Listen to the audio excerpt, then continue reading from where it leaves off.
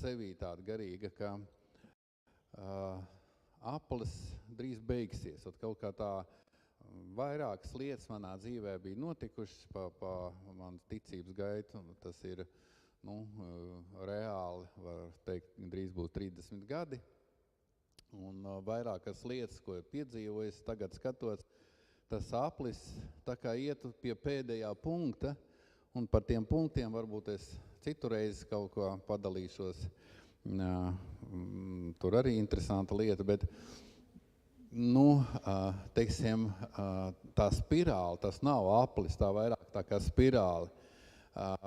Viņa ļauj, teiksim tā, no emocijām, kādas bija pašā sākumā, tikt līdz tādai stabilai patiesības ticībai.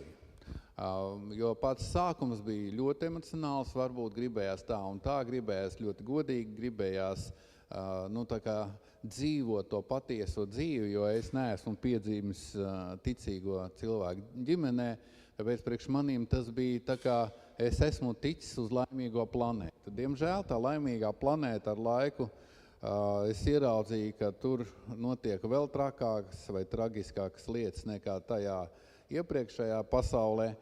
Un tagad tas aplis tā kā iet uz beigām, un es jūtu, ka drīz laikam tas, no kā ir sācies, tas emocionālais pacēlums, es tā kā jūtu, ka kaut kur jābūt viņam. Tāpēc es gribu šodien padalīties, tas ir tas, kā Dievs darbojas kā parasti ar manīm, kas notiek, un man katru nedēļu notiek kaut kādi piedzīvojumi, pārdzīvojumi, kaut kādi notikumi. Man citreiz liekas, jau apgraizīts jau tik tālu, ka tur tikai stumbrs palika, kur tur kaut kas var vispār augt. Bet, tā lieta turpinās, tad ir ko vēl griezt nost.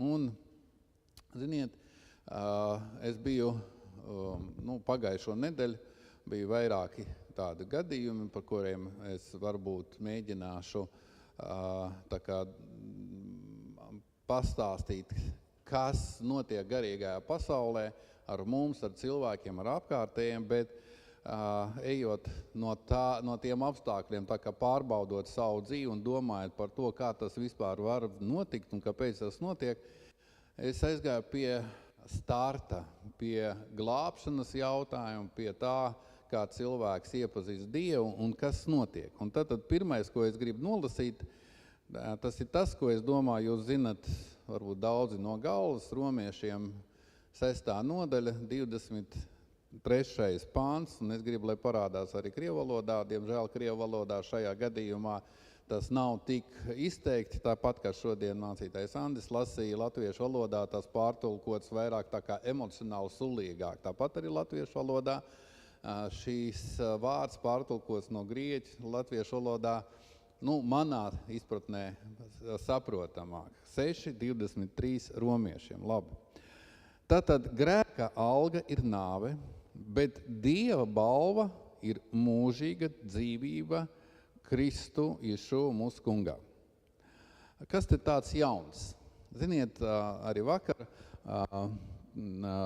pirms dievkalpojuma Rīgā bija tāda apspried par pensijām, par to, ka ir cilvēki, kas skrien tai pensijai pakaļ, un tā pensija tie gadi atkal uz priekšu. Tad bija 60, tad 63, tad 65, tad Vācijā jau 70 vīriešiem jāiet. Patiesībā bija atbraukuši paziņi no Vācijas. Viņi saka, jau mums vīrieši jau tik ilgi nedzīvo. 70 un kapā uzreiz iekšā. Pensija uzreiz ierok. Jā, tad skrien. Un kā būtu labāk saņemt algu vai saņemt pensiju vienā dienā? Piemēram, labi, lai tur ir 65 gados, un tev izmaksā līdz 100 gadiem visu pensiju uzreiz. Par otro pensijas līmeni mūsu valdība lem, ka Latvijā nevajag dot, tāpēc, ka mūsu tauta nav izglītota, viņa nav normāla, un ja viņiem iedos otro, viņi tā atklāt to saka, ka tauta ir kuku. Viņi saka, ka ja viņi saņems, ja dabūs to otro līmeni uz rokas, viņi vienkārši iztralinās to naudu, viņiem vispār nebūs nekā. Nedrīkst viņiem dot, tāpēc, ka viņi nav normāli. Es brīnos. par ko tad tie, jūs tur balsojat par ko, par šitiem, kas jūs uzskatāt, atklāt pasakā, jums nevajag dot naudu. Ja? Bet tas nav slikti, vai ne? Tev iedod to uzkrājumu, un citi samaksā kaut kādas parādus, citi samaksā kredītus, citi nopērk kaut kādu transportu, vēl iegulda tagad. Tāpēc, ka ar katru mēnesi tā nauda devolvējās, tas nozīmē katru mēnesi pensijas summa, viņi samazinās reāla summa, ko var terēt, viņi samazinās. Ja? Un valdība saka, nē, mūsu tauta ir kuku, nevar, viņiem nedrīkst dot. Ja? Nu, šeit teksts iet 6. nodaļā alga un balva. Krievu valodā bišķiņ savādāk. Nu, tur nagrada и возмездие. Nu, tas возмездие, jā, tas varbūt tāds sulīgāks vārds, bet alga ir saprotama. Vārds alga ir saprotama. Nu, tā, ka tu izdarīji, nu, tad tev tas pienākās. Un kas to algu par grēku maksā? Dievs? Nē. Šo algu maksā velns. Un es zinu konkrēti gadījumu. Šeit pat draudzē bija gadījums, kad atveda skolotāju vienu. Nu, tur arī savs stāsts pēc tam par to skolotāju, kas izrādījās par cilvēku. Bet, nu, fakts tāds, viņi atveda uz lūkšanām vienu meiteni no nedzirdīgas skolas, mums tur kalnā tāda skola ir vaidzirdīgo, un atved to meiteni, ka viņa nedzird neko. Un tā meiteni interesējas par Dievu, lasa Bībeli, un viņi grib, lai par viņu palūdz, lai viņi būtu dziedināti. Un ziniet, bija brīnums, turpat uz vietas. Viņi sāk dzirdēt. Viņi sāk dzirdēt. Čom ir, viss auss atverās, abas. Nu, tāds reāls gadījums. Pēc mūsu lūkšanas, kas tur bija, ir svaidīšana, ko es darīju, viss, atveras auss. Pagāja laiks, sākās nepatikšanas un diezgan tādas stipras nepatikšanas, jo tā skolotāja atveda vai audzinātāja atveda to meitu bez vecāku ziņas, un vecāki sacēla trobeli, kas tas tā ir, ka kaut kāds sektāns, tur kaut kāds mācītājs aizlūz par manu meitu, un tagad reku tādas problēmas. Kādas problēmas? Viņi zaudē pensiju. Meitene neko nezaudē. Vecākie zaudē šo pabalstu. Reāli. Tas ir reāls gadījums no manas dzīves. Un spiediens bija tik liels uz šo meiteni, ka viņai lika no tā atteikties. Un viņi to izdarīja.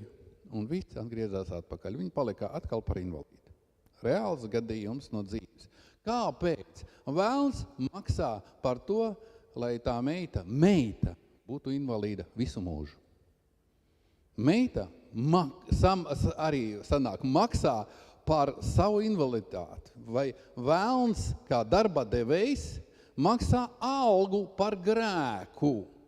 Mūsu dzīvē tas pats notiek, kā šeit rakstīts, tas notiek burtiski. Tas materializējās gan emocionāli vai dvēseles līmenī, gan fiziskajā līmenī. Tas ir likums. Aiz grēka ir kaut kāda vai bauda emocionāla, vai kaut kāda fizisks liekas momentāls labums. Tāpēc cilvēks to arī pie tā turās. Ja nebūtu baudas emocionālas vai kaut kādas citas, to cilvēks, ja tā ir kaut kāda pretīga lieta, pretīgas zāles, cilvēkam ļoti grūti regulāri lietot, ļoti grūti. Bet ja tas ir salds un patīkams un labi smaržo, nu kāpēc nē? Tāpat arī fiziski. Aiz kaut kā ir momentāls nozagšu šodien, dzīvošu rīt, pēc tam kaut cietums. Fizisks labums. Velns maksā, liekas, kaut viņam nekas nepieder. Lai samaksātu šitām cilvēkam, no cita viņš ir nozadzis, lai šitām it kā iedot. Pēc tam no šitā atkal nozadzis. Banka darbojās tāpat, no šitā paņem, šitām it kā aizdot, pēc tam no šitiem abiem paņem, iedot trešām, un banka it kā nekā viņai nav, bet viņa plaukst. Tas ir garīgais princips. Alga vai balva vai dar. Interesanti, ja? Tad balva, tas ir tas, kur cilvēks ir cīnījies un ir sasniedzis to līmeni, kad viņam pienākās tā balva. Un tā balva var būt ļoti liela. Tas ir vienkārši tev iedod. Ne par ko. Tu vari nedarīt neko vispār, bet tev iedos šo dāvanu. Kā tik vienkārši iedod. Latviešu tekstā nē. Latviešu tekstā tas ir sasniegums. Tad, ja mēs ņemam pēc latviešu teksta, kā mūžīgā dzīve, vai tie cilvēki, kas saka, tā ir glābšanas jautājums, vai Dieva kā gaismas atzīšana, tas ir evaņģelijas, tas ir kaut kur nopelns. Tas nenāk vienkārši, kā šodien kristīgā vidē cilvēks reāli viņu smuļķo, kā tā ir dāvana. Tev neko nevajag darīt. Nē. Šeit ir rakstīts vajag. Tev vajag izcīnīt šo uzvaru. Tu būsi pirmais, vai otrais, vai trešais, vienalga. Tev pienākās tavas cīņas rezultātām balva. Vajag kaut ko darīt. Un ziniet, bet tas izrādās, ka tas nav viss. Atkal reliģiozi meli, ka tu esi saņēmis, vairāk neko nevajag. Es zinu, ka viena sieviete, kas pie mums bija, kad es teicu ar Kristu nepietiek, viņa piecēlās aizgāja prom no draudzes. Jā, viņa bija no baptistiem, aizbraukt tagad pēc tam gāja uz Cēsīm, tur arī aizgāja mūžībā ar savu viedokli. Tā ir viņas lieta. Es jums teikšu, Kristus tas nav galapunkts, tas tikai starts. Tas ir starts, ar viņu nepietiek. Un ziniet, kur tas ir rakstīts? Es atkal lasīšu nākamo vietu. Un tas ir, ziniet, cik tas nebūtu interesanti, bet Pāvils tieši viņš par to atkal raksta Filipiešiem. Starp citu, es gribu pateikt, tur būs turpinājums par šo tēmu. Filipieši bija vienīgie, kas bija uzticīgi Pāvēlam līdz galam. Viņi bija vienīgie, kur sponsorēja Pāvelu. Par to arī būs nākamais teksts, ko es lasīšu, kas ir saistīts ar šo pirmo. Un šeit gan es gribu, lai ir krievu valodā, tad Filipiešiem 2. nodaļa, 12. pāns. Es gribu, lai jūs redzat, cik būtiska atšķirība. Es nezinu, vai to atkal tā cālītis ir tulkojis vai kas, varbūt tulkojumā ir savādāk, bet šeit ir ļoti liela atšķirība. Tad latviski otrā daļa šim pantam skan: gādājiet ar bailēm un drebēšanu, ka to pat svēti. Lasam krievu valodā.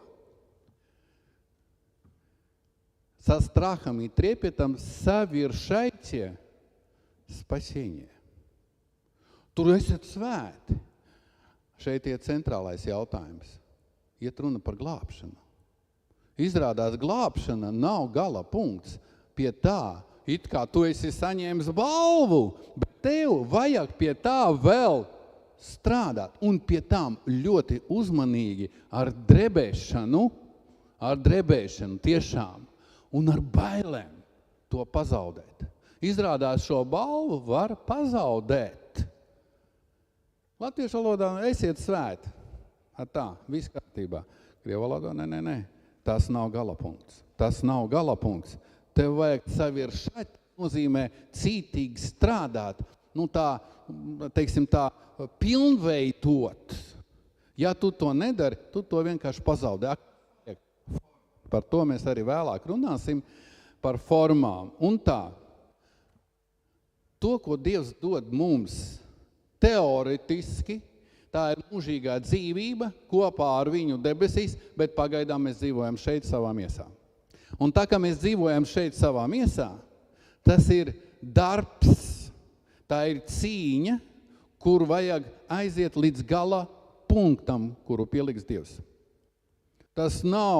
Tā nav tā opcija, ka viss ir izdarīts un čilo, dzīvo kā tu gribi, dari, ko tu gribi, tu vienalga esi glābs, tev viss ir kārtībā. Meli, tie ir kristīgie meli, uz kā daudz ir uzrāvušies un kur daudz manipulāciju un arī propagandas, kur cilvēks iedzen vienkārši tādā strupceļā, kad viņi vairs nezina, vispār viņi ir glābti vai nē, ir debes, tā, paliek tikai formā. Viss pārējais tiek izpumpēts caur šo propagandu.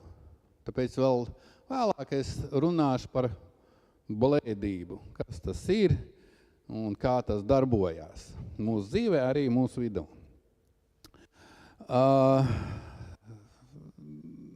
Vācijā, gadi 20 atpakaļ, mēs bijām pie Brēmenes, pie vienas ģimenes. No turienes atzinu mašīnu priekš draudzes, kuru veiksmīgi viena ģimene sasita lupatās. Pēc tam te bija tāds gadījums, draudzes mašīna bija sasista ar šo cilvēku. Tas jau pagājis, bet tāds gadījums bija, un tam bija turpinājums, starp citu. To vajadzēja man savulaik ieraudzīt. Labi. Un, ziniet, tur dzīvojot kādu laiku bijām uz dievkalpojumiem, un tas ir ciematiņš tāds, lai saprastu, Brēmene ir liela pilsēta kā Rīga, un blakus tāda pilsētiņa kā Salaspils vai Olaina, aptuveni 20 kilometri, un dzīvoja šī ģimene. Un, tur pamatā privāts sektors, guļamā zona, šai pilsētai liela māja nav. Un viņš saka, mums tur dzīvoja viena ģimene, normāli cilvēks strādā, viņi nopirka sev māju, viņam tur bērni, tā kā visi, viņš saņem savu algu. Viņš iet strādāt, kā visi vācieši saņem savu algu, kā vācieši, rukā, viss, priekš ģimenes, priekš sevis, priekš mājas, priekš bērniem, viss ir sakārtot, tīrs, visi labi, līdz vienām momentam. Šīs vīrietis, es neatceros, kas tā bija pa spēli, laikam loto kaut kāds. Viņš vinnējis vairākus miljonus eiro. Es neatceros, vai tie bija 3 vai 4 miljoni. Pa visu savu dzīvi, cik viņš ir strādājis. Un ja viņš vēl saņem savu pensiju, viņš nekādu tādu summu nevarētu nopelnīt, nesaņemt nekādu pensiju. Nevarētu. Vienkārši nevarētu. Saņemt tos 3 vai 4 miljonus eiro, un tad tie eiro bija vēl dārgāki nekā šodien. Tas pats sākums. Kad eiro parādījās, viņam bija liela vērtība. Ziniet, un kas notika ar šo cilvēku? Viņš pameta savu ģimeni un aizlaidās uz labo zemi, uz Ameriku dzīvot. Atstāja bērnus, sievu, vienkārši nogrieza nost, viss prom, viņš ir miljonārs, un kur dzīvot labāk miljonāram? Vācijā, no Vācijas viņi izpumpēs atpakaļ nodoklis, tik, viņš samaksās atpakaļ vairāk nekā viņš saņem. Viņš ar visu naudu aizlaidās uz Ameriku. Ar visiem tiem miljoniem, 3 vai 4. Pēc pusgada, šie cilvēki tā stāsta, viņš parādījās atpakaļ. Kaut kur pagāja pusgads, atvilkās atpakaļ, paliks. Visi miljoni palika Amerikā. Pa pusgadu iztralināja. Pa pusgadu. Un ko tagad darīt? Tu Amerikā nevienam neesi vajadzīgs. Un viņš atvilkās pie savas siemiņas. Un atcerējās, ka viņam tur bija māja. Viņš atcerējās, ka viņam tur ir bērni izrādās, par kuriem viņš pusgadu neko negribēja zināt. Un sieva viņu neielaida. Reāli viņš gandrīz, ka palika, varētu teikt tā, viņš palika par bomzi. Viņš saņēma balvu, kura bija vērtīga tik, ka viņš varēja Vācijā ar savu ģimeni dzīvot līdz mūža galām laimīgi, nopirkt katram bērnam pa mājai, apgādāt visu, visu savu ģimeni apgādāt un vēl brīnišķīgi varētu pavadīt laiku, bet viņš ar to naudu rīkojās pilnīgi nepareizi. Bet viņam taču bija balva. Un par ko tad viņš palika no tās balvas? Par bezpajumtnieku. Ziniet, tas ir pilnīgi precīzs stāsts par daudziem no mums, kas šo balvu iztrallina pilnīgi nekur. Un pēc tam velkās atpakaļ kā bomži, tagad redzim, man tā gadījās manā dzīvē. Kas gadījās? Ko tu izdarīji ar šo balvu? Kur tu viņu liki? Kā tu viņu izlietoji? Dieva valstībai vai izpriecēm? Ziniet, izrādās, ka to balvu viņš jau paņēma, bet samaksāja vēlnām. Atkal darba attiecības ar ļaunumu. Tā ir reāli stāsts no dzīves. Un šie cilvēki saka, mēs nekad nezinājām, mēs pat nezinājām, kamēr viņš neaizbrauc uz Ameriku, mēs nezinājām, ka viņš vinnēja tādu lielu summu. Parastais cilvēciņš, normāls, tāds smaidīgs, tā kā parasta vācu ģimene bez kaut kādām tur iekārēm, kaut kādām problēmām, normāls cilvēks. Kā viņš palika par nenormālu? Tad, kad palika bagāti. Ziniet, bez Dieva mēs nevaram būt bagāti. Mēs visu laiku maksājām vēlnām algu par kaut kādām lietām. Visu laiku, darbs no rīta līdz vakarām, visa cīņa par naudu, par eksistenci, par veselību, par to skrējiens, visu laiku grēks, ļauni cilvēki, ļauns pats vēl, ziniet, tas ir pilns. Un tagad pēkšņi tev iedod šo green karti, ka tu vari ieceļot Dieva valstībā, kur tev nevajag saspringt, tev palīdzēs, par tevi parūpēsies, Dievs tev dod, atgriež veselību, atgriež darbu, atgriež ģimeni, viss normāli. Un kas notiek ar šiem cilvēkiem pēc tam? Var tikai pabrīnīties. Kur tas paliek? Tā kā šim pēc pusgada viņš jau bija sliktākā stāv, labāk viņš nebūtu laikam saņēmis šo balvi. Es teikšu tā, ka daudziem labāk laikam Dievu nezināt, nekā viņi to uzzina un pēc tam zaimo viņa vārdu. Un tā ir realitāte.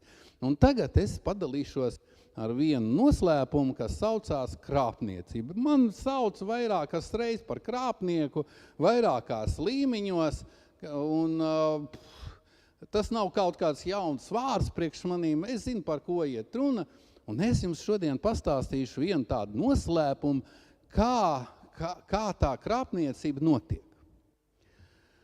Bet pirms tā, es gribu izlasīt to likumu, vai to, kā darbojas garīgā pasaule, lai jums būtu sapratne, no kā startēt. Pirmais starts ir dāvana vai balva. Cilvēks to saņem, un kā tad viņš pārvēršās par tādu kuku cilvēku, kas paliek, par Dievu vārdu zaimotāju, reāli.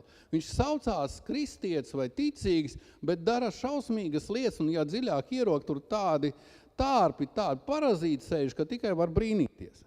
Un ziniet, man bija saruna pagājušo nedēļu ar vienu cilvēku, un mana tāda praksa ir tāda, kad tu runā un tu jūti, ka tur kaut kas nav labi, garīgi iekšā cilvēku. Mans gars sāk rullēties, un tā kā papīri sāk rullēt, man aiziet tā kā līdz kaklam. Es saprotu, ka tā ir demoniskā pasaule. Man tāda pieredze. Un kad ir lūkšanas par tādiem cilvēkiem, kad vēlni nāk ārā, kad es esmu piedalījies vairākos un tas darbojās, es redzēju, kā cilvēks apsaistīts ar ļauno garu, pie lūkšanas lidoja kādus 5 metru, reāli tur bija liecinieki, tur kādi 5-6 cilvēki to redzēja, kā viņu sita vēlns un viņš lidoja, stāvēja uz ceļiem un aizlidoja 5-6 metrus līdz durvīm un uz muguras nokrita. Kā vēlns viņu sita un kā viņš bļāva un par ko tur bija. Es redzēju, ka cilvēks var būt bez kauliem. Čūsku gars, kad cilvēks sāk locīties tādā veidā, kā cirkā tu neesi redzējis. Es šeit augšā viens tā kā kalpotais no Valkas te bija pie mums kādu laiku, tā kā mēģināja iefiltrēties. Es biju lūdzu par viņa sievu, viņa sāk līst, tur stikla galdiņš bija līda man zelta galdā, tur 20 centimetri, šņāts un šitā te līda. Vēlns, tev es piedzīvoju. Un tad vīrs teica, nevajag par viņu lūgt, lai paliek. Es to pats piedzīvoju, es esmu liecinieks, man vienalga, kas ko domā. Es redzēju, kā vēlni darbojās. Es redzēju. Un šajā garīgajā pasaulē viss ir iegremdēts. Vai Dievu pasaulē, kur darbojas eņģeļi, kurus esmu arī piedzīvojis, un es esmu redzējis vēlnus, kā viņi izskatās. Smēķēšanas gars, netiklības gars. Es redzēju, kā viņi izskatās pie cilvēkiem, kas bija šeit draudzē, kad par viņiem sāk lūgt, kā viņi līd ārā.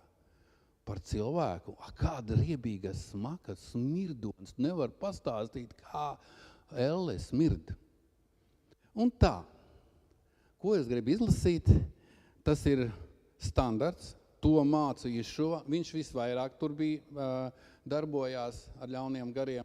Un tad, kad šeit arī mums notiek viens vai otrs tāds gadījums, es uzreiz varu pat, man ir prakse. Ja ar maniem tā sāk notikt, es zinu, tur ļaunie gari. Un man pagājušo nedēļu es runāju ar cilvēkiem, un es jūtu, man rullējās. Es visu sapratu. Šie cilvēki atnāca, viņi bija brīvi, un Dievs strādāja, un tas bija labs. Un kā tad viņi nonāk līdz tam, kā ļaunie gari sāk plosīties? Bet tas nebija vēl viss. Es skatos uz to cilvēku, un es redzu viņa tēvu. Man tādas prakses ļoti daudz bija, bet šoreiz man tā kā pazuda tā bilde, un es redzu citu cilvēku. Pilnīgi viens pret vienu. Man grūti bija runāt, tur vairāk bija monologs no tās puses, apsūdzības, mēli, indi, viss. Kāda nozīme tur runāt, bet tā sajūta demoniska bija ļoti spilgta izteikta. Un es jums tagad izlasīšu vienu brīdinājumu, pie kura vajag strādāt. Vispirms pašam. Otrakārt, ja jums ir bērni, par bērniem. Un bērniem vajadzētu pieskatīt savus vecākus. Tas ir ļoti nopietni, jo tas darbojās līdz 4. paaudzei. 2. Mūzes vai Mošē, 20. nodaļa, cik es atceros. Tur ir 10 baušļi. Vai 5. Mūzes, 5. nodaļa. Tur ir rakstīts līdz kādai paaudzei tas var aiziet. Un tagad uzmanība, praktiķis. Mesija praktiķis. Viņš nav vienkārši teorētiķis. Viss, ko viņš darīja, tā ir praktiska garīga dzīve. Un es daļēji šo lietu piedzīvojis gan savā dzīvē, gan to cilvēku dzīvē, kas man bija trāpījušies apkārt. Tur vairāki varianti un krāsas, kādas tikai apsaistības nav. Un tā, es gribu, lai tas parādās, un mēs lasām kopā Mateja evaņģelijas 12. nodaļa, sākot ar 43. pāntu, tas pats arī Lukas evaņģelijā 11. pāntā, bet es gribu, lai tas ir jūsu priekšā, lai jūs zināt, kas notiek. Tas ir noslēpums. Vai kā palikt par krāpnieku, tāds kā es, vai kādi citi krāpnieki? Es sākšu no pirmā no romiešiem, tagad no tā, ko Ješua saka, un paskaidrošu, kas ir garīgā, emocionālā un fiziskā krāpšana. Kas tie cilvēki tādi ir, un kādā veidā es ar to biju saistīts vai pieskaros pie tā, jo, kad tu zini un klusē, tu līdzvērtīgs tai lietai. Un tā, es lasot līdzi. Bet kād nešķīstais gars no cilvēka izgājis, tad tas pastaigā izkaltušās vietās. Meklē dusu un to neatrod. Tad tas saka, es atgriezīšos savā namā, no kurienes es izgāju. Un kad viņš nāk, tad viņš to atrod tukšu, izmestu un uzpostu. Tad tas noiet un ņem līdz 7 citus garus, kas ļaunāki par viņu. Un viņi ieiet tur un dzīvo, un pēc tam tā ar tādu cilvēku top sliktāk nekā papriekš bija. Tāpat arī notiks šai ļaunai ciltī. Visu šo tekstu es gribu pamācīt, var sadalīt 3 daļās. Pirmais – iziet, nākamais – atgriežās un skatās, un 3. darbība – ieiet vai neiet. Visiem ir vienādi. Un mums arī. Un man arī. Un jums katram tas pats. Lai jūs to zinat. Un šeit ir krāpniecības schēma, starp citu, ieslēpta, iekšā iefiltrēta, un es par viņu pastāstīšu, kā tas darbojās. Un tā, kad nešķīstais gars iziet, pirmais teikums, kad viņš iziet. Bet pirms tā es gribu pateikt, visa pasaule ir iegremdēta tumsā. Viņa ir iegremdēta. Lai nav ilūzija neticīgiem cilvēkiem, viņiem ne tikai apkārt, bet vairumam iekšā un vairumam liela apsaistība ar ļaunumu, ar ļauniem gariem. Tas ir fakts, tā ir rakstīts, kā pasaule ir iegremdēta ļaunumā. Šis ļaunums ir ļaunie gari. Viņi dara to, ko ļaunie gari viņiem saka. Viņi saņem algu par savu ļaunumu, ko es jums jau stāstīju, kā tas darbojās. Tas ir visiem. Es stāstu arī par savu dzīvi. Jā, es biju labi audzināts. Jā, es nebiju tur tāds un šitāds. Es gribēju pēc sirdsapziņas dzīvot, bet es darīju grēku. Un vairākus grēkus darīju apzinīgi. Citus grēkus darīju, tāpēc, ka man tā iemācīja, vai man spieda grēkot. Un tur, kur grēks, tur ir ļaunais gars obligāti. Jo maksa nāk vienalga, un ir tas, kas par to maksā. Tāpat kā Jūda sēdēja pie galda un bija punkts, kad vēlns iegāja iekšā. Par ko viņam samaksāja? Par grēku. Pasaule ir tur 100 punktu. Nav divu domu. Vienkārši tā ir realitāte. Ja jums ir saskarsme ar tā saucamiem neticīgiem cilvēkiem, kas nepazīst Dievu, jums jāzina, vai viņam apkārt, vai viņa iekšā ir ļaunais gars. Un to var noķert. To var noķert. Bet ir interesanta lieta, vai viņš no tā grib tikt vaļā. Tur slēpjās atslēdziņi, kuras Dievs var palīdzēt šām cilvēkam. Un tā ir tā balva, ja cilvēks sāk lietot atslēgu, lai atbrīvot tos no ļaunuma, tad tur būs balva. Tur būs vienkārši viens vārds, un viņš ir brīvs. Viņš uzreiz būs brīvs. Un kas notiek tad, kad viņš ir brīvs? Pirmā darbība. Ļaunais gars iziet vai aiziet. Viņi aiziet. Un cilvēks jūtās ideāli. Wow! Atnāk mājās, viņš nepīpē. Atnāk mājās, viņam negribās alkoholu. Vienkārši, kas ir noticis par mani, es zinu arī no savas dzīves, kā man tas notika. Tieši tāpat. Pirmais blieziens, pirmais sprādziens, es zinu, tas ir pārdabiski, tā nevar būt. Es cits cilvēks, es to zinu, nevajag man pekstiņas tā. Es zinu, kā ar maniem tas ir noticis. Problēma sākās pēc tam. Nākamajā rītā ir piedāvājumi uzpīpēt. Nākamajā nedēļā ir pasākums, kā tu nedzers, visi dzerā, tu ko tāds īpaši pupēdiņas, kas notiek, vai ne? Tu nebūsi mūsu, tad tu sēdēs viens pats skaidrā, vai tad, ko tu domā par sevi? Ko tu izdomāji? Tu slims? Es to piedzīvoju. Es biju strādājis par priekšnieku lauksāmniecības uzņēmumā, ceha vadītājs, un mums bija pasākumi. Un es tur sēdēju, un ziniet, tā autoritāte starp strādniekiem, tas ir kaut kas, viņi nokrita līdz nullei. Bija praktiski dumpis pret mani, tāpēc, ka es nepīpēju vairs un nedzeru. Viss viņš ir nojūcies, sektāns. Reāli, es to piedzīvoju. Ir spiediens. Un ziniet, kā tas saucās? Vēlns pastaigāja pa tukšām vietām, un viņam, es biju viņa māja. Un tu arī. Visi bija māja bērniem. Savādāk tas nestrādā. Nav ko stāstīt par tām lietām. Šeit gan laikam nevajadzētu melot. Kāds tu esi bijis pirms tā, kā tu uzzināji par... Vai aizmirsi? Bet lieta tāda. Bija brīvības moments. Bija tas saldais, patīkamais moments, ka tu izjūti to, ka tu esi cits. Kaut kas notika, kaut kas nokrit, kaut kas pamainījās. Viss, beidzot, tas ir beidzies, viss. Bet pēc tam, palēnām, spiediens tur piedāvājums tā vai savādāk, tas nestrādā uzreiz. Kas ir noticis? Viņš ir atgriezies. Un ziniet, kas tur tajā otrajā daļā? Nav tā, ka viņš muļķis uzreiz ienāk atpakaļ. Nē. Viņš var neiet nekad. Bet pie viena nosacījuma, ja nams ir aizņemts ar saimnieku.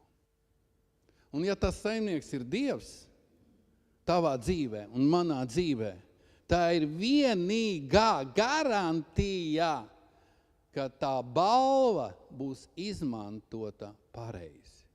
Ja ne, tur ir blēdība, tur ir meli, tur ir kristīgais, reliģiozais teātrs pilnā augumā, un tur arī dzīvo krāpniecība. Es stāstu par to, ko es zinu, un kur es esmu liecinieks, gan savā dzīvē, gan šīs draudzes dzīvē un apkārtējiem cilvēkiem. Tas ir noslēpums, kuru es atklāju.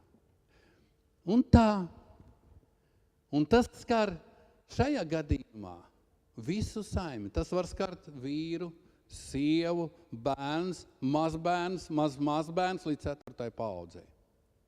Tad, kad viņš atnāk, tur ir viena nianse.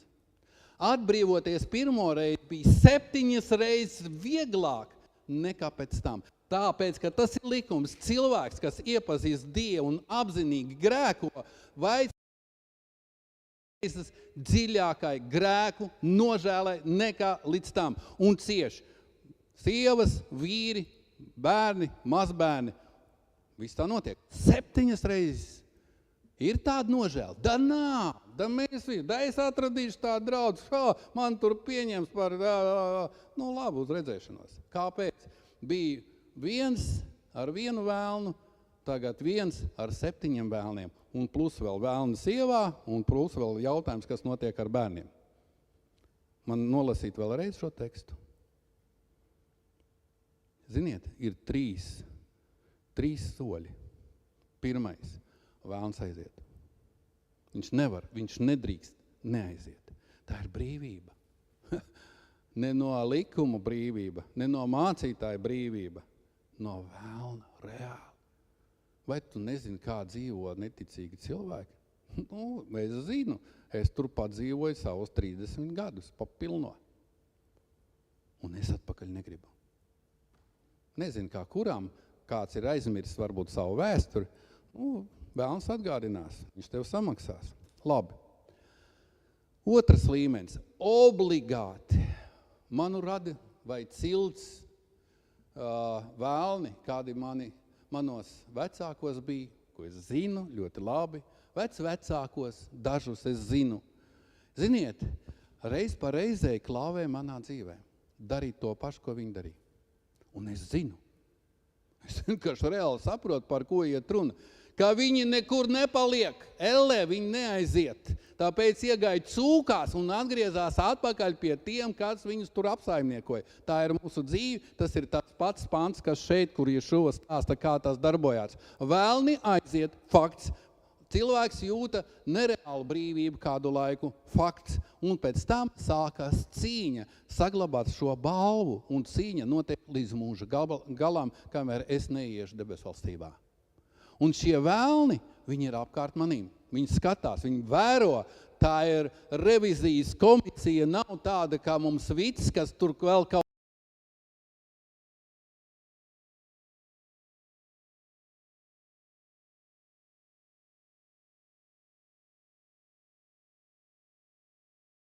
kaut ko var vai knaps, kas knābā. Šitie zina visu. Es biju pie viena mācītāja. Viņš ir mūžībā, tāds Albīts pie mums brauc, un viņš stāsta par vienu gadījumu, kas bija viņu draudzē. Viņiem aizlūkšanas tur bija, es neatceros, katru otrdienu, un tur arī visādi brīnumi bija notikuši. Un viņš atnāca viena ģimene, viņš saka, jā, nu viņi bija tādi, nu kā teikt, tādi divkosīgi, un tad te viņi tā un izlūkšanas.